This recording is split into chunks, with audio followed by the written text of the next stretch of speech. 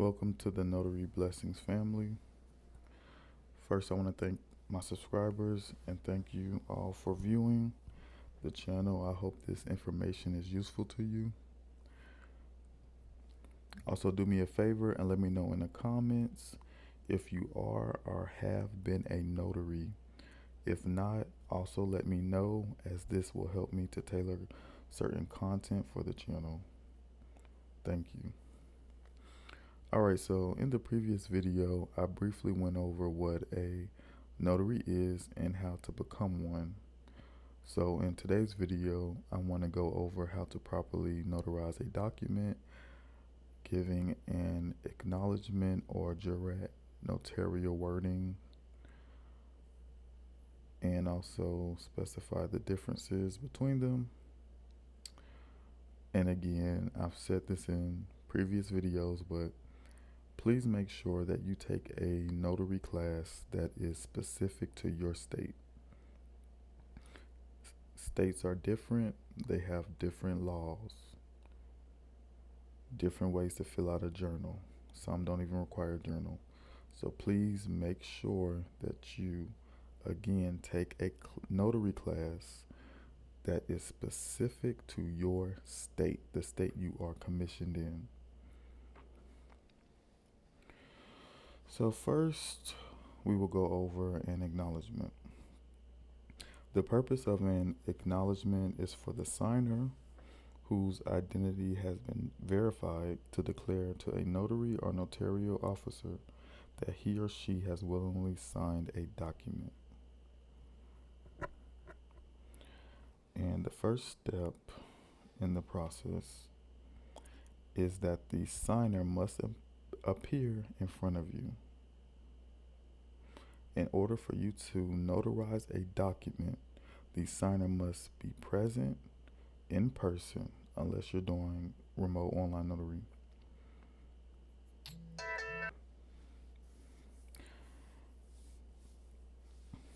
Someone can't bring you a document for a friend or family and ask you to notarize the document.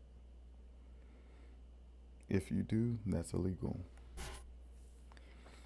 They can't bring you a document and ID of the person who signed it and ask you to notarize the document. They have to be there in person themselves.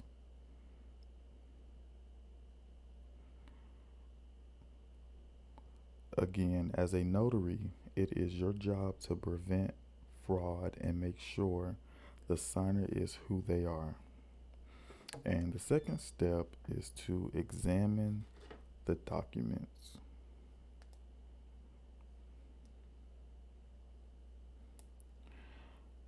As a notary, your job is not to read the contents of the documents, but to skim over the documents and make sure that there is no blank spaces, because you don't want to notarize something where somebody fills something in after. So you want to check for no blank spaces when you're doing an acknowledgement. And you also want to check the signature line. And with an acknowledgement, it is okay for a signer to bring the document and they already signed it. You just have to ask them if they willingly signed the document. And if they have not signed it, then you can go ahead and ask them to sign it.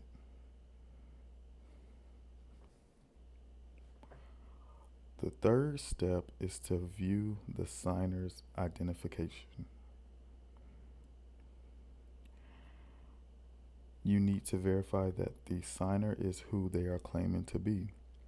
So first you want to look at the photo on the ID and make sure that it looks like the person signing. You want to check physical description, eye color, height, and the signature line. You can compare the signature line with how they sign a document to see if it's their handwriting. Sometimes the person won't really resemble the picture on the ID because of maybe hairstyles or weight gain or loss. If you are feeling uncomfortable, then you can ask for another form of ID. You have the option to deny service if you feel the person is being dishonest. When viewing the ID, you want to make sure that the name of the ID matches the signature line of the document. So if the ID states Richard Johnson and the signature line states Rick Johnson, you cannot notarize that. But if it states Richard Johnson on both, you can notarize that. And also, if they haven't signed a document already, you can ask them at this step as well to sign a document. So step 4 is to check the notarial wording. And as you can see right here on the screen, I have an example of notarial wording. You're going to have a venue. The state and the county is called the venue. And you fill this out wherever you are currently doing the notarization. So wherever your feet are planted, wherever you physically are at that moment goes here. And as for the notarial wording, it says acknowledged before me. That's how you know it's an acknowledgement, because it says acknowledged. If it was a jurat, it would say subscribed and sworn. And then you have the seal and the signature line. Step 5, fill out your journal. You have to fill out the journal according to your state laws, have them sign it, and pay a fee.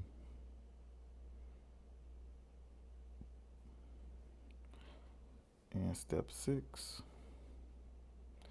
fill out notarial certificate and stamp the document. So this is the filled out notarial wording here. It's stamped, the notary signed it, and that is all for the steps to perform an acknowledgement. Pretty easy. If you need some more guidance or a reference, check the link in the description. So next we will talk about how to perform a jurat. The purpose of an jurat is for a signer to swear to or affirm the truthfulness of the contents of a document to a notary or notarial officer. Step 1, the signer must appear in front of you. And it's the same for acknowledgement or jurat. If you're going to notarize a document, the person must appear in front of you. Someone cannot bring a document for a family or friend and ask you to notarize the document. If you do, that's illegal. Again, as a notary, it is your job to prevent fraud and make sure the signer is who they are. So step 2, examine the document. Make sure there are no blank spaces. And for a jurat, the signature line must be blank. They cannot bring you a document where they already signed it. As a notary, your job is not to read the contents of the document, but to skim over the document to make sure that there are no blank spaces. The signature line must be blank because the signer must sign in the presence of a notary when doing a jurat. Step 3, ask the signer for ID. Verify the ID of the signer. You want to double check the photo looks like the person who gave it to you. You want to check their name to make sure their name matches the document. Check their physical description, eye color, height, signature. Sometimes the person won't resemble because of hairstyles or weight gain or loss. If you are feeling uncomfortable, then you can ask for another form of ID. You have the option to deny service if you are feeling the person is being dishonest. Step 4.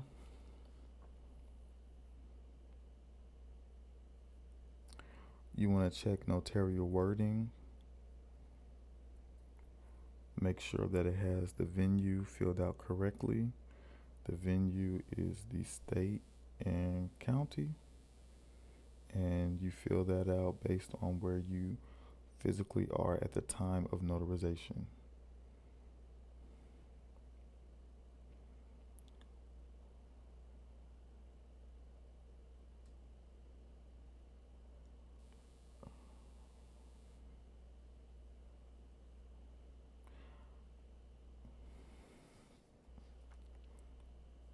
Step 5, have the signer sign the document. The signer must sign in front of you if you have Jurat notarial wording, and you would know that it's a Jurat because it will say subscribed and sworn in the notarial wording. After the person signs, you have to have the person swear. The person will give an oath or an affirmation. An example of an oath is, do you swear that the contents contained in this document are true? So help you God. And the signer will respond with I do. Or affirmation, do you swear on your honor that the contents of this document are true? And the signer will respond with I do. Step 7, you want to fill out the journal. Again, you have to fill out the journal according to your own state laws. That's if your state requires a journal, some don't. Have them sign the journal and pay a fee. Step 8, you're going to fill out the notarial wording and stamp it. So as you can see here, it says subscribed and sworn. That's how you know it's going to be a Jurat. Subscribed and sworn. This is the venue. Subscribed and sworn lets you know it's a Jurat. You're going to stamp and you're going to sign. And when you sign, you have to sign exactly how it's shown on your stamp. If it's just first and last name, you only sign first and last name. If it's first name, middle initial, last name, you sign that way. So I got a quick quiz for you. Which notarial act allows the signer to sign the document not in the presence of a notary, either Jurat or Acknowledgement? Write the answer in the comment section. And again, I cannot stress this enough. Please take a notary course tailored to your state's specific laws. Thank you for watching, and make sure you subscribe if you haven't already, and hit the like button if you feel that this was a helpful video. In the next video, I will be walking you through the steps to become a loan signing agent. Be sure to check out the links in the description for additional resources. Also, follow me on IG for quick access for reference material. Until next time, notary blessings to you all.